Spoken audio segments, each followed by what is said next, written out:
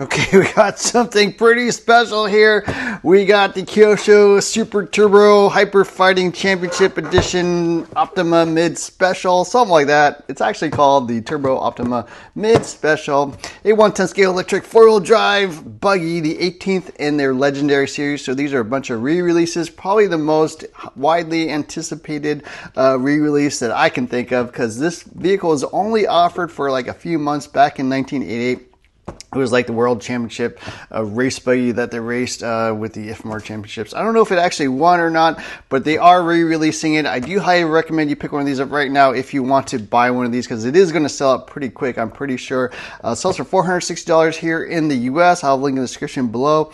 But yeah, it's 20 bucks more than the standard Turbo Optima Mid, and we're going to be taking a look at this. So yeah, a little bit of information here. Don't usually look at the box, but here's information.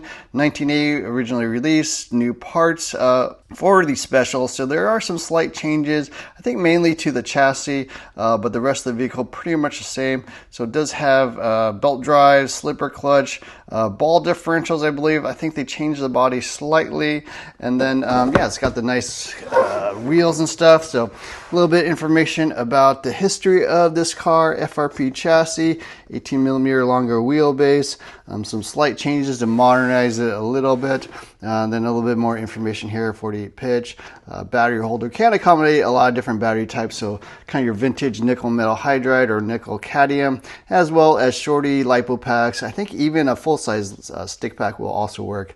They talk about the shocks, dampers, different information there. So the body is, or the box is red. The standard Turbo Optima Mid, I believe, is yellow, if I'm not mistaken. Here's what the vehicle looks like. The new updated chassis, slightly redesigned body. Wheels, I think, are slightly different as well, a little bit more narrow. Dampers are gold anodized, ball differentials are included, and then nice little aluminum spindles there. So pretty cool, nicely equipped overall. As you can see, I have not actually opened the box yet, so we're going to be doing that. I did dislocate my arm or my elbow. The doctors originally thought it was broken. It's actually just dislocated, so a little bit difficult for me, but I am healing, and hopefully we'll be able to build this soon. I don't think I could actually spin drivers and stuff like that. But yeah, here's what the box looks like. So your old school looking blister packs and stuff like that. So I have not built a Kyosho kit other than the Dirt Master a while back, so definitely have not built a vintage vehicle, but it is pretty nice. It does remind me of the vintage stuff from the past, like Tamiya's and stuff like that. Here's what the body looks like. So I think the original had like a little bump here to accommodate ESCs, but it is a little bit lower. Here's the under tray as well. So yeah, it is protected. I think you're supposed to use Velcro to attach these. In the past, maybe they had body clips and posts. Here's the chassis. So it is I guess a sandwich carbon and fiber reinforced plastic, or FRP chassis, 18 millimeters longer, can accommodate different batteries. I think back in the day they had like individual cells, so you could kind of set them into those little cutouts. But nowadays, yeah, you're gonna have a flat pack. I'll probably be running a shorty. It all is chamfered and stuff like that. Pretty cool engineering schematics there. The information there. So here's all the looks like aluminum parts, the belt, ball differentials and stuff like that. See if we can like pull this stuff out. Here's the tires, wheels. Yeah, let me pull this thing open. We'll take a look at what's inside the box. So yeah, they did change the compound and tread pattern. So it is kind of a, I don't know what you call that, semi pin, semi sort of block style. Here's some of the plastics. So belt cover, the slipper cover, foams are included, wheels are included. They're smaller than I think standard 2.2 inch, but they do make optional 2.2 inch wheels, so you can run modern style wheels and tires, which is pretty cool that they accommodate that with some option parts. Here's the plastics bag. So yeah, I'm not going to go through everything, but there are a lot of different shock pistons as well, so that's kind of cool. Looks like the gearboxes are all sort of a composite or nylon. It does include different servo horns, so most people are 25 tooth nowadays, but yeah, it does have other parts there as well. pulling out the manual and the stickers.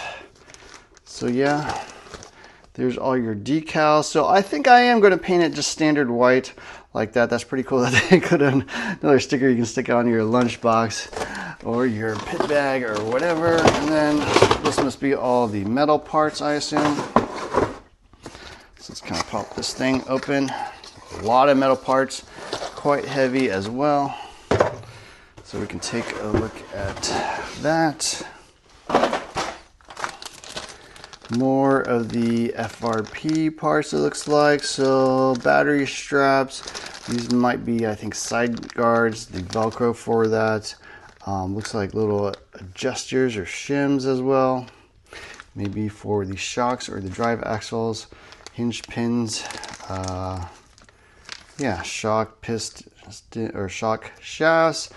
Springs, I think they do make different springs, so you can tune this to however you like. A little bit of grease, some more carbon parts maybe, or aluminum parts, not sure what that part is for. So it does include ball bearings throughout. Here are the ball differentials. So yeah, we'll be building that. I have no complaints about ball differentials. I know some people can't get them set right, but yeah, I have a lot of experience with that. Still has E-clips for a lot of the hinge pins and stuff like that. So yeah, that is definitely vintage. Here's your slipper clutch. Looks like 2-pad, 2-plate, little T-wrench, some more hinge pins, FRP shock towers, and then we got some more metal parts. I would guess these are like battery posts, the aluminum spindles, aluminum hexes, which is pretty nice. Little red anodized spacers, a little bit of padding, I assume, for your battery. Another shock tower, a lot of different mounting holes for tunability. Pretty cool little metal tool here. So a bunch of different hex sizes. So you can definitely use that. It looks like a piece I will probably be keeping. And then some more, I don't know, spacers, another spring, maybe for a servo saver. Looks like shock standoffs. So yeah, nice little metal part. So yeah, there's a quick look at the Turbo Optima Mid Special. Hopefully I can build this soon once my elbow's a little bit better. Yeah, we'll be definitely putting this thing together. In terms of electronics, I'm probably going to throw in a brushed motor and ESC, not sure what. I definitely want to compare this against the RC10 four-wheel drive from Team Associated because they're about the same era. I'm going to be running the Savox 1258 TG servo, more than enough power and torque for this, you know, sort of old school thing. And then battery rise, I'm going to be running a Gen 6 Redline Shorty. So yeah, a quick look at the Turbo Optima Mid Special. Super excited about this because never had one of these vintage Kyoshos, and I think this is going to be super fun. I'm a big fan of belt drive as well. It'll be fun to take this out. And this is not just going to be a shelf queen. I know something I realized with the four-wheel drive RC10 is that a lot of people build these things just to build them. Like, they don't even run them. They're just shelf queens. And so the whole enjoyment for the hobby for them is just to build it. And so that's why they complain a lot about the build if it's not absolutely perfect. Me, I don't care. I just want to build a runner, see how it actually drives, and give you some information and feedback on the performance of these cars, as well as just building it. But to me, building is almost like secondary. So anyways, I hope you enjoyed this video. Don't forget to hit the like, share, subscribe buttons. Look for more videos soon. Thanks for watching.